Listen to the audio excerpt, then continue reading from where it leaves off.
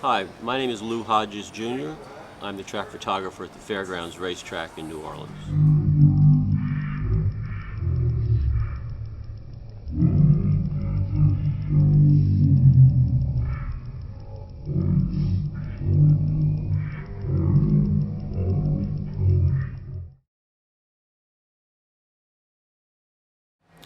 Probably the biggest influence in my career has been my father. He was the track photographer here at Fairgrounds before me. He got his start in photography in World War II in the Army Air Corps.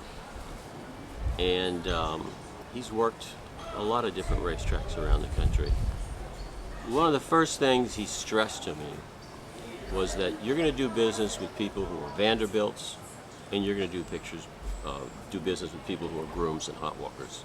But when they walk into your office, everyone is treated like a Vanderbilt. That was his rule in life.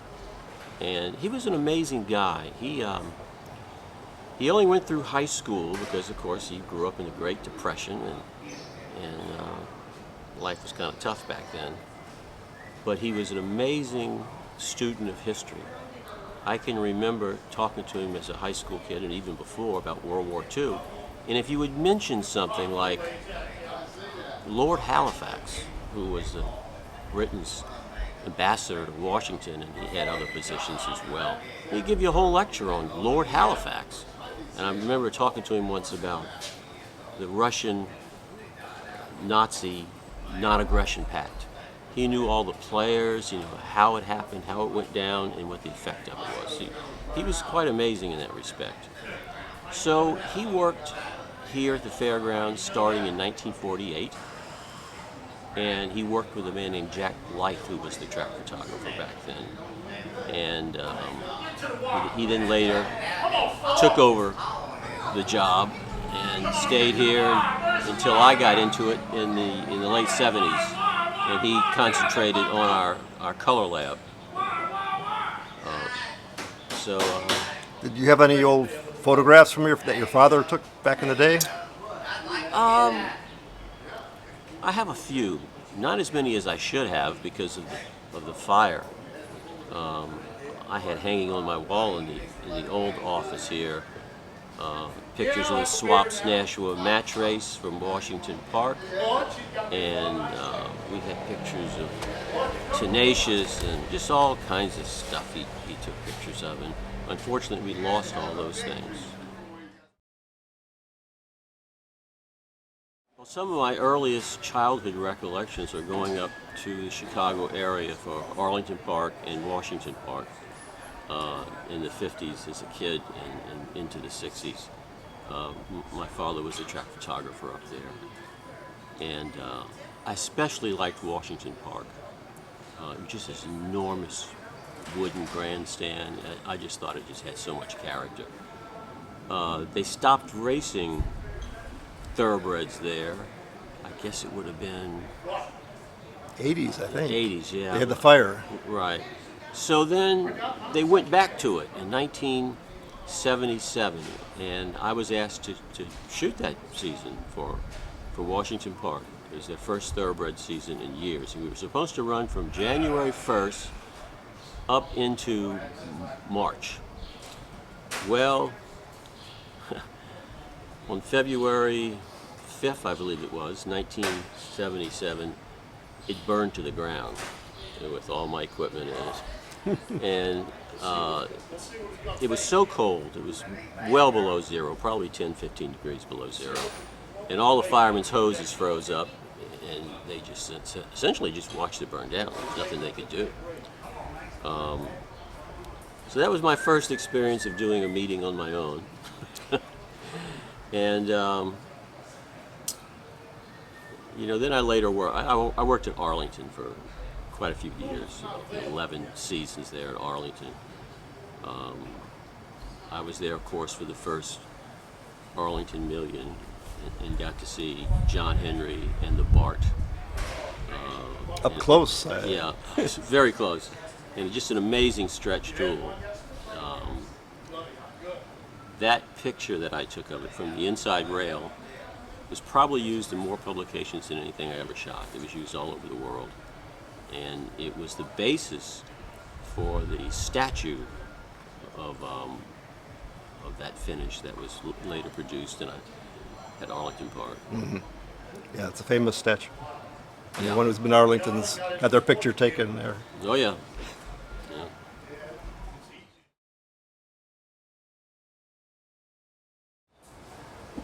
Well, when you get an idea for a certain shot you want to get, sometimes it doesn't seem exactly doable. One picture I took several years ago that I thought about for years was actually a picture of this paddock out here, shot through the glass upstairs. Well, every time I tried to do it, I was getting reflections from the glass. I was even getting my hands holding the camera. So I got this idea that I would dress in black and wear black gloves. And it almost worked. But I could still kind of see the background behind me. So I got another photographer I knew to take a black tablecloth. And I'm all in black with my black gloves. And he's got this tablecloth behind me. And we look like a bunch of idiots up there shooting through the glass. But the picture came out gorgeous because the sun hit the glass and bounced back almost like a fill flash into a palm tree over there, and it just came out to be, it was just a gorgeous image, and I was very pleased with that. I mean, that was I don't know how many attempts I made at getting that picture before I figured out how to get it. Well, I read that you went into a lift to get a shot of the first turn, and that Yeah. was you were up pretty high. It must have been a little scary. Well, it wasn't quite as steady as I thought it was going to be, but I was assured it was safe. So yes, I did go up in the lift and to get that picture. That actually duplicated a picture that my brother took back around 1977, 78. And in that picture that my brother Kevin took, you can actually see my father in the infield shooting an entirely different angle. So I've always liked that picture. Means to you. Sure. Yeah, I think EPICENTER, that was a very special picture. My daughter Amanda actually set that up over on the inside rail. And because the Risen Star was run right after the sun went down, it was essentially a night race. So we were shooting essentially off of the photo finish lights. And we knew that to get the best possible picture, we had to really nail the exposure. So she went over and started manipulating the camera, trying to determine the best exposure, and the horses were actually being loaded when she finally made up her mind where she wanted it and got out of the way, and the picture worked out really well. Yeah, it should win some kind of an award. That's an amazing picture. Well, several people have mentioned that we should enter it for an Eclipse Award. We will, but a lot of good pictures are entered for that award. Lately, one thing that I'm not real pleased with is that the winners are all pictures that are taken from some of the bigger races around the country. That's fine, but if a photographer shoots just an excellent picture, something unique and different, and it's a cheap claiming race, it's still a great photograph if it's published, and it should be considered. That would be my only complaint right now about that. So I understand you had a little excitement with the people from the jazz festival one year. Yeah, Amanda and I came out to shoot pictures for the racetrack showing Jazz Festival. And we wanted to get some pictures showing the infield from our press box. So we go upstairs, and of course everything's been taken over by the Jazz Fest people. And we're standing there in the hallway, and they don't want to let me in. And one of them said something like, "I don't think you have any business here." And my daughter, being my daughter, she points at my picture on the wall and says, "There he is, on the wall. He's in the Press Box Hall of Fame. And there's his father, right there." So we actually did talk our way in, and we got our pictures of the infield.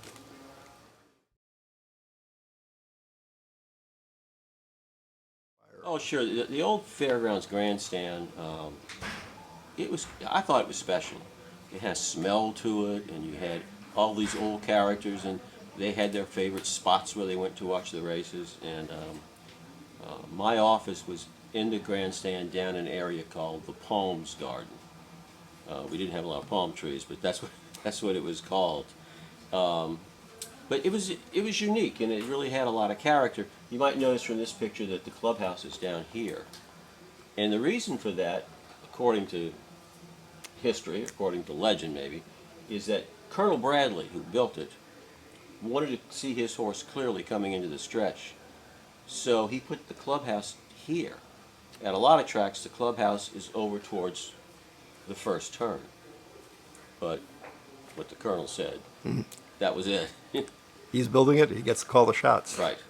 And what about what do you remember about the fire? Oh, gee. I'd already been through 2 racetrack fires. Washington Park in '77, and then 8 years later, Arlington in '85, and then another 8 years later, Fairgrounds in '93. So when I first heard about it, my daughter came running into the kitchen where I happened to be and said, "Dad, I hear that the fairgrounds is on fire." And I said, "No, no way, this can't happen 3 times." Well, then the phone started ringing, and sure enough, it was on fire. So I drove out here, and I was passing through City Park, and you could already see the smoke just billowing across the interstate, and I knew we were in deep trouble. So we lost it.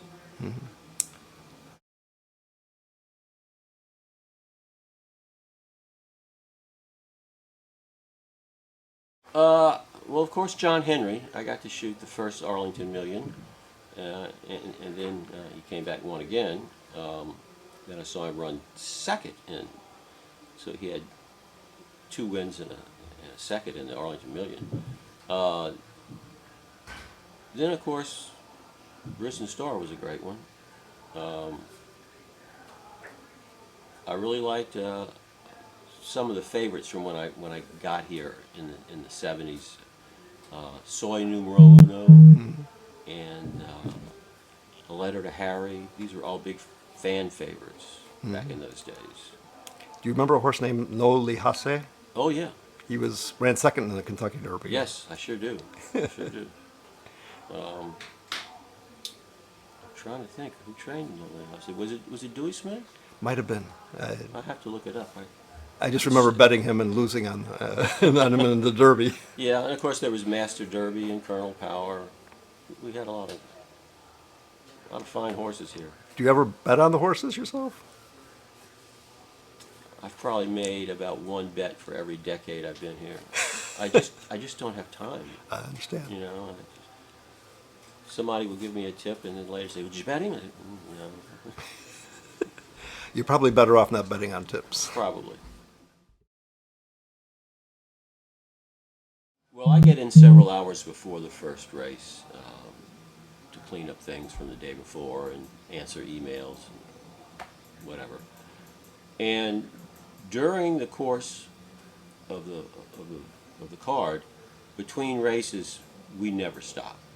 We never stop. I often leave the office to take the next race as the horses are loading. It's just really intense to keep up with it. And on a typical stake race picture, for instance, we might show 5 different images, but that's whittled down from maybe 70. So we have to be quick, but we also have to be accurate. We have to look over the images and select the ones we want with an eye on where they're going to go on the picture. And you also create these montages. Right, right. We create what we call a composite picture, which might show a finish, could show a remote shot, a turn, winter circles, presentations, and we have our ideas of how we want the pictures to look. We don't want them to all look the same.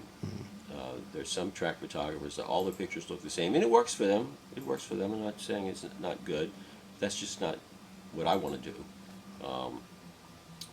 So it takes a little bit more thought, I think, but I find it worth it. And do you print out pictures for like the owners or Owners, trainers, jockeys. on the spot? Right. If you win the first race, by the time the third race comes up, you should be able to come in and get your picture. Usually we have it printed by after the following race. Very satisfied customers. Yeah.